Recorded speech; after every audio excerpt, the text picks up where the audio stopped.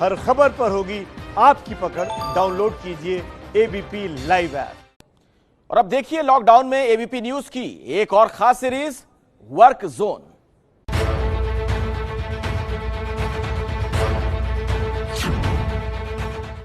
राजधानी दिल्ली ने कोरोना से आमना सामना करने का फैसला कर लिया है। दिल्ली अब तैयारी कर रही है कि कोरोना के साथ कैसे जीना है।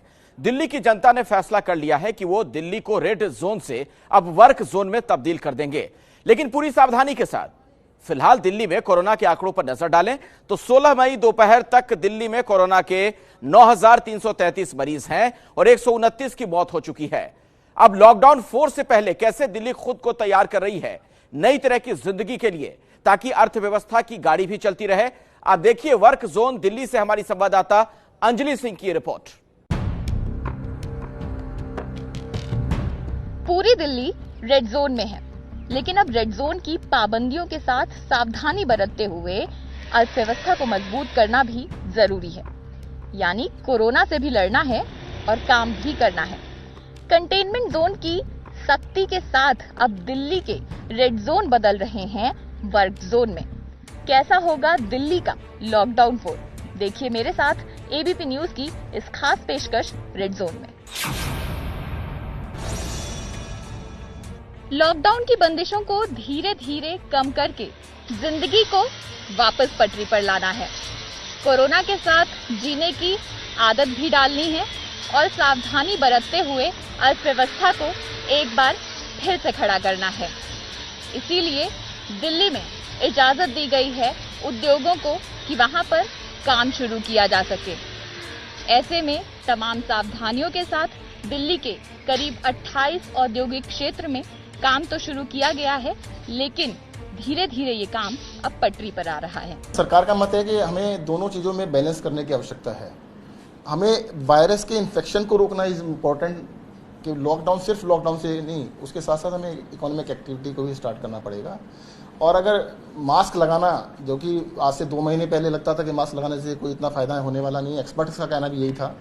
आज सबका कहना है कि अगर दोनों ने मास्क लगाया है, जो इन्फेक्टेड है वो भी और जिस सामने वाला भी लगाया, तो इन्फेक्शन के चांस बहुत ही कम रह जाते हैं।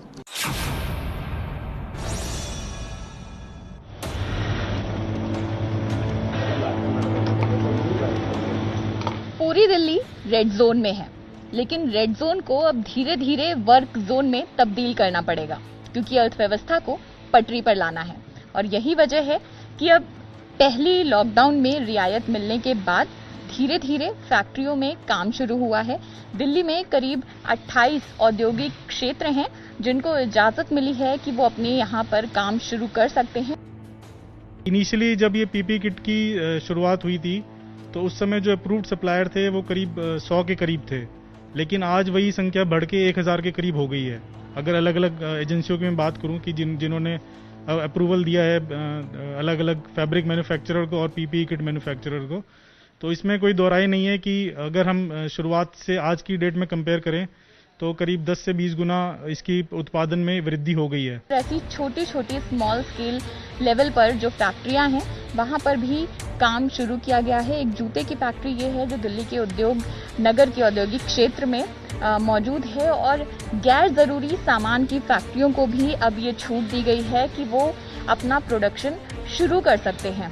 कहीं ना कहीं ये फैक्ट्री मालिकों के लिए भी राहत की बात है, और सबसे ज्यादा राहत की बात है उन तमाम मजदूरों के लिए जो बाहर के राज्यों से आए हुए हैं, यहाँ पर रहकर काम करते हैं और अपनी आजीविका चलाते हैं। और ऐसी फैक्ट्रियां अब जब पटरी पर वापस लौट रही हैं तो तमाम दिक्कतों और मुश्किलों के बावजूद भी कोशिश यही है फैक्ट्री मालिकों की कि वो अपनी अर्थव्यवस्था को पटरी पर लाने के लिए, अपनी काम को पटरी पर लाने के लिए ज्यादा से ज्यादा चीजें कर सकें, और इसके साथ ही उन मजदूरों को भी आजीविका चलाने का साधन मिल सके जिनकी जिंदगी ऐसी ही फैक्ट्रियों और उद्योगों पर निर्भर करती है।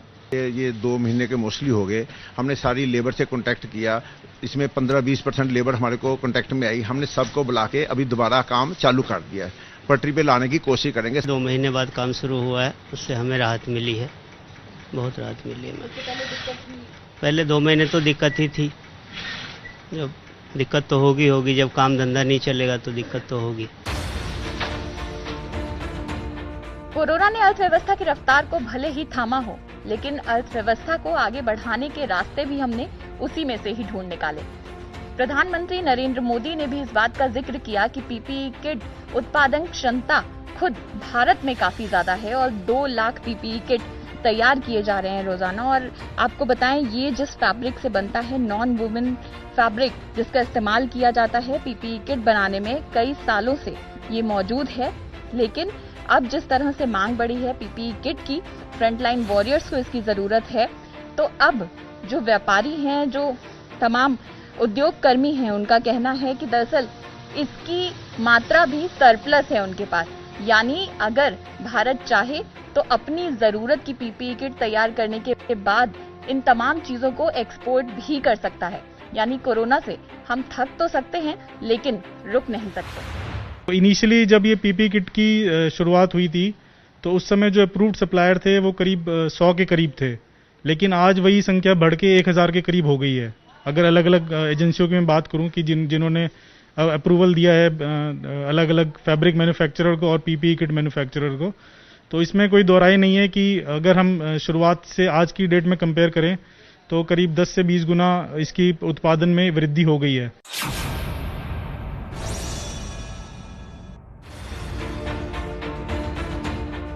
अर्थव्यवस्था को मजबूत करने के लिए जहां बड़े उद्योगों, फैक्ट्रियों को फिर से संचालित करने की जरूरत है, तो वहीं दूसरी ओर अर्थव्यवस्था की अहम कड़ी वो दुकानदार, वो छोटे व्यापारी भी हैं जो छोटे छोटे इलाकों में रहकर अपना काम करते हैं। और ऐसे ही दुकानों को कोरोना संकट काल में लॉकडाउन के दौरान रियायत भी दी गई है।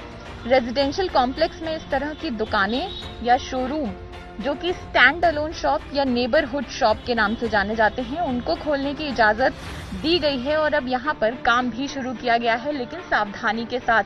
अंदर जाने से पहले लोगों को बाहर ही रोकना के लिए इस तरह के इंतजाम किए गए हैं, ताकि एक साथ 4 या 5 से ज्यादा लोग दुकान के अंदर ना आए। हालांकि अभी की बात करें तो इस तरह की दुकानों में अभी भी असर जो है कोरोना का वो देखने को मिलता है, क्योंकि पहले जहां ग्राहकों की भीड़ हुआ करती थी, वहां इक्का दुक्का ग्राहक ही फिलहाल आ रहे हैं। लेकिन इन दुकानदारों को उम्मीद है कि जब लॉकडाउन 4 में रियायत की घोषणा की जाएगी तो शायद हालात बेहतर होंगे और यहाँ पर भी व्यापार जो है एक बार फिर से तेजी पकड़ता हुआ दिखाई दे सकता है। पहले जैसे लाइफ में बहुत चेंजेस आ गए हैं, जैसे लॉकडाउन से पहले जो लाइफ थी या कस्टमर थे उस हिसाब से अब नहीं है। अब जिसको जरूरत होती है बस उतना ही बंदा आता है, वो लेके जाता है। पहले जैसा अभी काम नहीं है।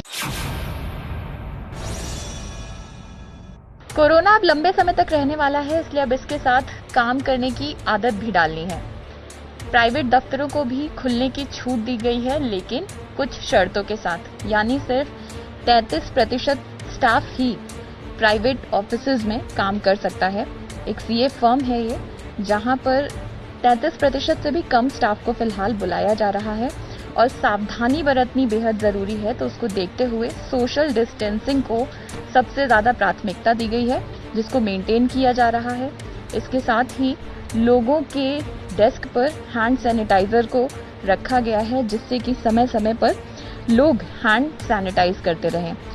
जहां तक बात करें अन्य दफ्तरों की, तो दिल्ली सरकार ने ये रियायत दी है कि प्राइवेट दफ्तरों में 33% स्ट्रेंथ होगी, तो वहीं जो सरकारी दफ्तर हैं, जरूरी विभाग हैं, वहां पर भी सावधानियों के साथ 100% स्ट्रेंथ के साथ काम किया जा सकता है।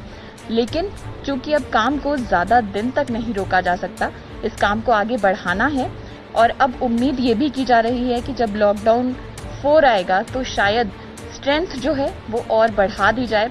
हालांकि अपनी तरफ से सभी प्राइवेट कंपनियों के मालिक, प्राइवेट फर्म्स के मालिक ये कोशिश कर रहे हैं कि उनके दफ्तरों में तमाम तरह की सावधानियां बरती जाएं और इसके साथ ही साथ जितने कम से कम स्टाफ को वो फिलहाल काम पर बुला सकते हैं, उन्हीं को बुलाया जा रहा है। आज भी हमने 8 से स्टार्ट किया। टिल डेट हम 33% भी नहीं, मैं अप्रॉक्सीमेटली 20-25% स्टाफ स्ट्रेंथ के साथ ही काम कर रहा हूँ। उसके साथ सारी मतलब डेली रूटीन्स में, ऑफिस के काम में कोशिश करते हैं कि कम से कम एक दूसरे के साथ स्टाफ का भी कांटेक्ट हो, प्रॉपर वो डिस्टेंस के साथ बैठें।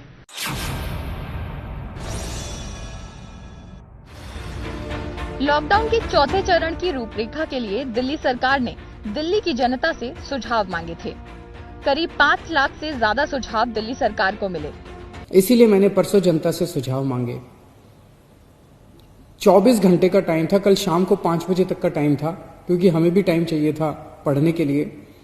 और 24 घंटे में आपको यकीन नहीं होगा जान के कि 4.5 लाख व्हाट्सएप मैसेजेस आए हमारे पास। इन सुझावों के मुताबिक दिल्ली के लोग क्या नहीं चाहते?